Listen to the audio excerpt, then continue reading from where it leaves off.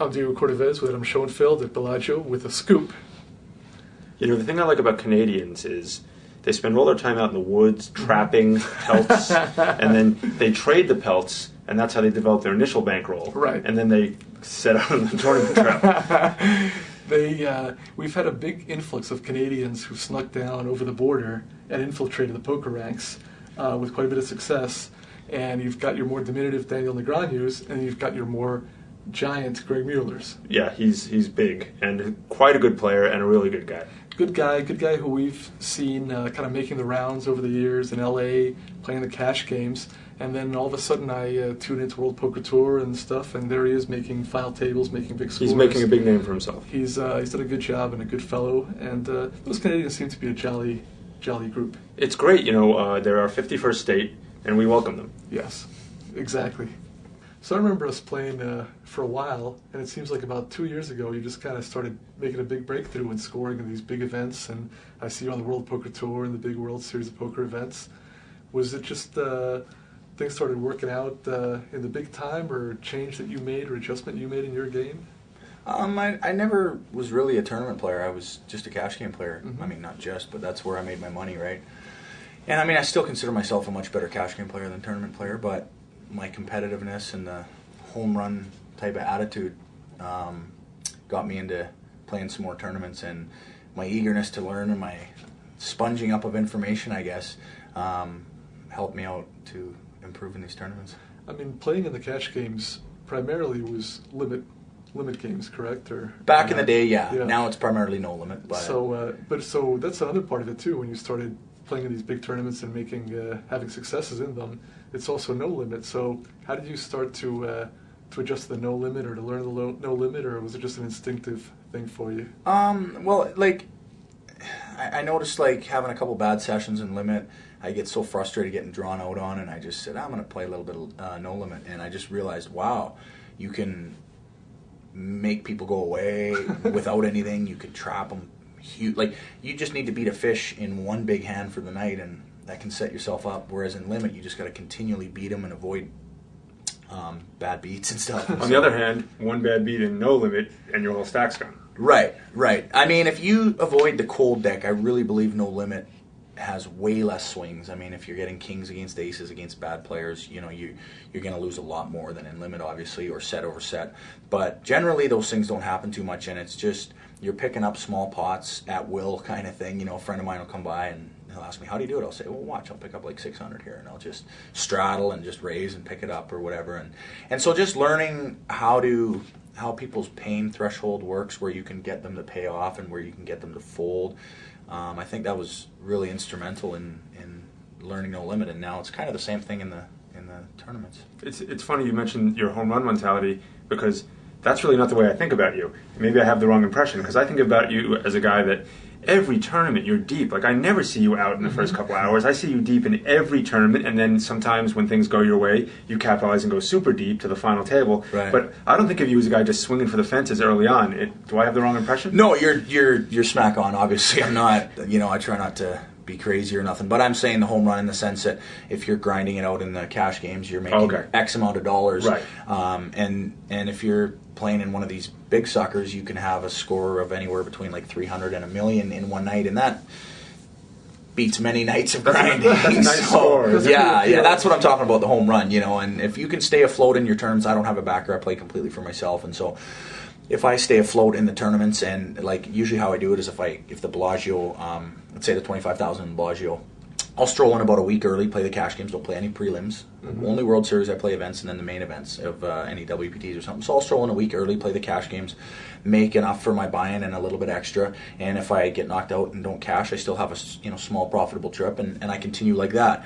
And then when I do get deep in a tournament, it's like a very big trip. And so that's kind of the way It's refreshing to hear you describe that. I think it's the exception to a lot of guys who are really on a tournament roller coaster where they play all the tournaments, and even if you're a good tournament player, you can go through a drought, and you've got backers and sometimes multiple backers, and you're on this roller coaster where even if you make a big score, you've got so much makeup with backers or so many expenses or tournament entry fees that you've spent that it's not even a big score anymore. I mean, with your approach, like you say, you're in a sense you're still grinding it out, and then once in a while you hit the lottery ticket. Yeah, it's me and my... It's much healthier. Well, me and the gang that I kind of hang out with, my roommate Sean Buchanan, he just won Mandalay Bay. We both, and my other buddy Kyle, we kind of do the same approach. We just beat the cash games and just play the big events, and we don't have backers. We don't need to borrow money. So when we do have a score, it feels good. It's like it's a huge lift. And like you said, there's so many real good players that I see. I mean, I could mention a million names. I don't want to do that, but there's a ton of players. We know who it is anyway. There's a ton of players that are so miserable every day. Yeah. And I don't blame them after playing like 100, after playing tournaments every day for the World Series. A, you get burned out like crazy. Yeah. And B, you could play so good for 12 hours, take a bad beat, and just want to jump right off a bridge. And these guys do that every single day. Right. I don't know how they do it. And then sometimes you go for 30 and you're really, really beat. And it's not even just financially, just emotionally. You're just everything devastated. I don't think you guys should talk about me right in front of me like that. A lot of people don't realize, because what happens is they look at the tournament results in the magazine and they see, oh, this guy won another tournament, this guy won another tournament. And then once in a while you say, oh, how about this guy? Let me look him up. And then you realize, wow, this guy's really gone through a dry stretch. And then you realize, yeah, it's inevitable. I mean, the world turns and some guys go through poor stretches. And if you're relying 100% on tournaments for your income, then that bad stretch is really miserable. I mean, if you don't have the backup of the live play. Exactly, especially with expenses and... these things aren't cheap, and if you're playing the prelims, I mean, it's one thing to put up $25,000 for $10,000 for a main event, but when you're playing like these 1500s every day and 2500s every day, and like you said, it's very easy. I mean, look at the Grinder, who's a great tournament player. He's really struggling in the World Series as far as cashing and just getting unlucky. Right. I mean, that goes to show you that the best players can really go through a dry spell, and fortunately for him, I don't think he has to worry about any of these things. But other players that may not be in his category. Greg, you mentioned that you don't get back and you're not borrowing money. That's a trap now. Are you in the situation when people are coming up to you trying to borrow money? And what do you do about that? I mean, I like to, right now I'm actually sweating a friend of mine in the limit tournament, and I had somebody in the horse tournament just bust out recently. I like to take what we call sweat friendly pieces. Sure. And if a guy that I'm friendly with comes up and he's 10% short of a tournament and he wants me to take a piece, I gladly will do it. If I like the guy and I think he has a shot, more of a sweat piece. I'm not a stable keeper, and I don't back people. But I'd actually, especially for big events like the main event, I go around the day before or 2 days before with a big wad of cash, and I'm looking for people that want to sell off 5%. It's fun to have a bunch of horses in a sensible way. And where that could be a big score. Exactly. Spend a few hundred here, a few hundred there. Yeah. But and it is tough sometimes turning people away when they think that now you've hit a $500,000 tournament or something, and now you feel obligated to put them in, when part of the reason why I would say I'm very successful in the poker community is my money management, and part of that reason is I don't go off in the pit, I don't throw my bankroll around, I don't play over my head, and so sometimes people find it tough to understand when I do say no. If you do any of those things you just mentioned, and we've seen this with 100 different guys, a big bankroll can become a very small bankroll very quickly. It's amazing how quickly that can happen. I mean, being in the poker world, as you guys know, kind of behind the scenes, it's pretty sickening when you see guys that just have, I mean, literally, no word of a lie, big name player wins a tournament Friday night. This is a true story. Right. And I'm walking into the Bellagio, I got my swim shorts on, and he says to me, "Greg, you got $300 for me?" It was exactly that number, that may hint to who it was. And I said, "Didn't you win a tournament yesterday for $300 or $278,000?"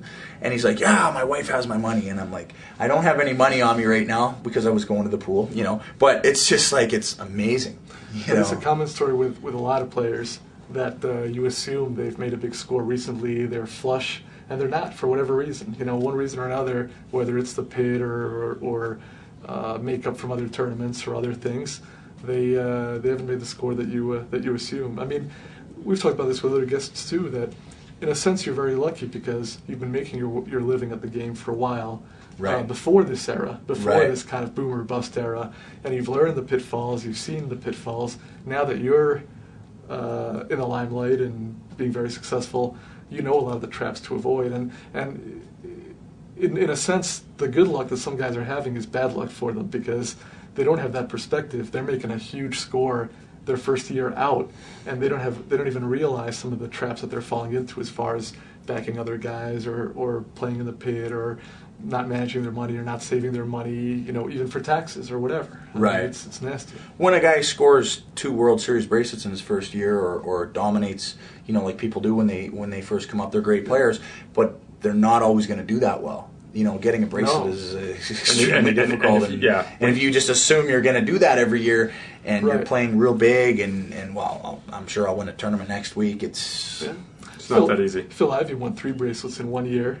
And since then, he hasn't won another bracelet, and he's a great player. Right. But or actually, no, he won one more. But he's a great player. But even Phil Ivey doesn't win a bracelet every year at the World Series. I mean, it's just not easy to do. The fields are huge now.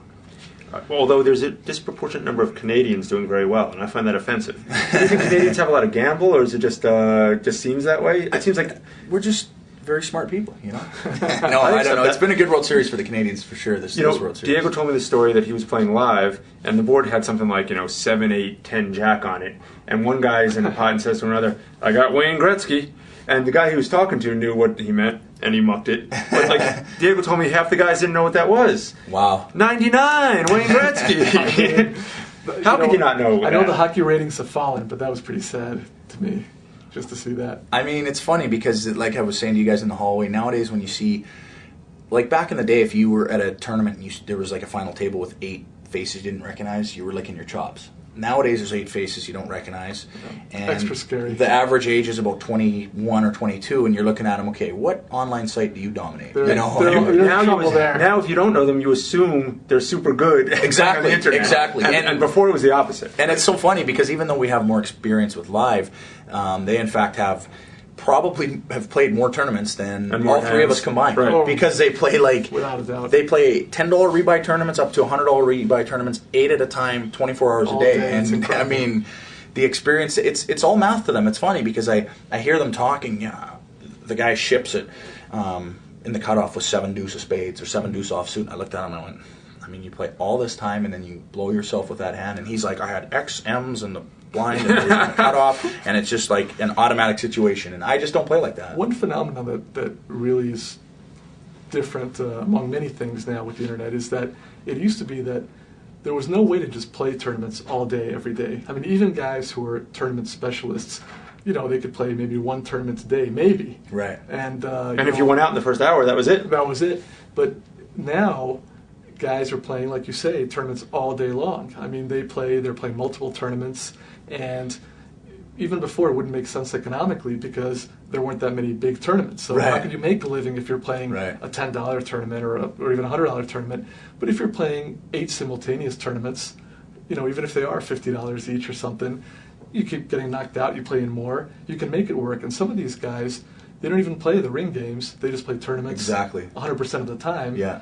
And they're great at tournaments. Now, it would be an adjustment for them if they just jump into the live games. It's nice when they do score and they're bored, they sometimes play and they become the suckers. But it's so true, they tinker. I mean, I remember talking to Scott Fishman one day, and he was telling me he does all kinds of weird stuff. He'll play a tournament, $10 rebuy tournament, and he will not raise once the entire tournament, just to see how he does. Right. And then he'll play one where he never enters a pot without raising. Right. And so he tinkers and he experiments, and you can build up your own tournament theory kind of by playing that way, whereas a guy like me, I don't play tournaments hardly ever except for big events. So. At the World Series, you play a lot, you mentioned. Yes, I do. And I've seen your name a lot, but it's been hard for me to follow because there's so many events going on. Why don't you run down how the World Series is going for you so far? It's gone very good. I mean, I a lot of times nurse a short stack, and I know how to play a short stack, but it's not very fun. And it's mentally wearing. It's annoying. It's grinding. Yeah. And this World Series, it's been the opposite. I think I've had that stone chip lead after day 1. Yeah, I've seen you in like way up 4 there. tournaments, Right. and that's a positive sign because that's pretty tough to do. Mm-hmm. And in the first event that I played was the half and half. I came second, and I had the chip lead for the first 2 days. Then I entered the final table in third and had a real long match with Mr. Smokey and an online wizard, and we battled. It was fun. And then in the pot limit tournament, I had the chip lead with 45 to go, and I money bubbled. So that was a little annoying. But I went for it, and there were situations where I knew that they'd be coin flips, and just due to the math and the commitment level, I had to go with the hand. Mm-hmm. Well, yeah, you're not going to try to grind in just to get the money. No so chance. Maybe that gets to what you're saying about you have a home run mentality in that you're going to take a chance to win, and you're not going to care if you bubble or not. Exactly. That's not. I mean, if I come in 35th and make 4,000 or whatever, that's not how I'm playing. Doesn't mean you can't win. One thing I've noticed is this guy took a gamble against me just recently, and he says, "Well, I'm playing to win the tournament," and I thought to myself, you can't win the tournament from the rail. Right, when you get busted right Yeah. So it actually, asking me about the World Series, it's gone perfect because I've gone very deep in several events, and the ones that I haven't, I've gotten knocked out within the first hour and a half. So it's been a dream. That is perfect. You know, enjoy your day. I haven't gotten to the 8, 9, 10 o'clock mark and gone empty-handed. When you're going to the dinner break every day and then not cashing. Yeah, you know, it's been very fortunate for me. I mean, as a guy who's primarily a cash game player, spends most days playing in the cash games, no limit, what are the adjustments that you need to make when you play in the tournaments? Because that's a big difference these days. The biggest one. Something some people don't make that adjustment. Well, the reason why I like deep stack play is because it's more like a cash game, and I like to get in there and mix it up. And when you don't have many chips and the play is limited, it's tough to play a 6-4 clubs in back position, and that's how I like to play. And so the one thing that I guess it's obvious, but it's so important, is that you can't rebuy.